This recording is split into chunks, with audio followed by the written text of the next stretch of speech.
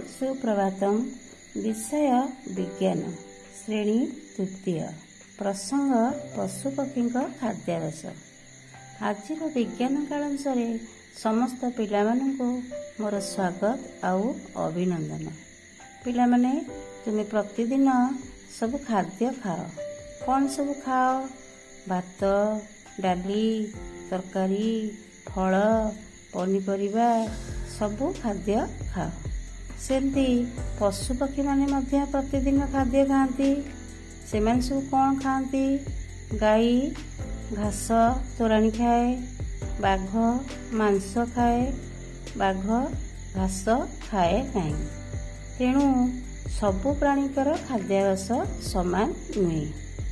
खाद्याभ्यास दृष्टि प्राणी मानकु तीन भाग में विभक्त करा जाइछि। एक रे तृणभोजी प्राणी, दुई रे मांसाशी प्राणी, तीन रे सर्वभूक प्राणी। तृणभोजी प्राणी क्या कहते? जो प्राणी माने उद्भिद और उद्भिद ठारू मिलुथिबा खाद्य खाई बंचती सेमानकु तृणभोजी प्राणी कहते। गाई, छेली, शुआ, ठेकुआ एमान सबू तृणभोजी प्राणी अटंती। मांसाशी प्राणी क्या कहते? जो प्राणी माने केवल अन्य प्राणीर मांस खाई बंचती सेमानंकु मांसाशी प्राणी कहते।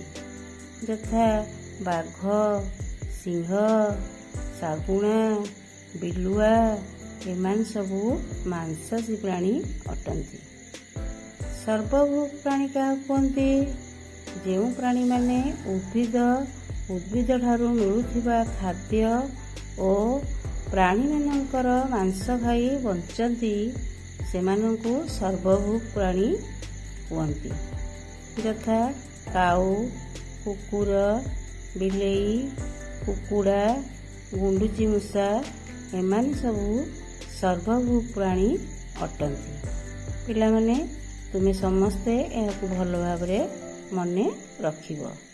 धन्यवाद।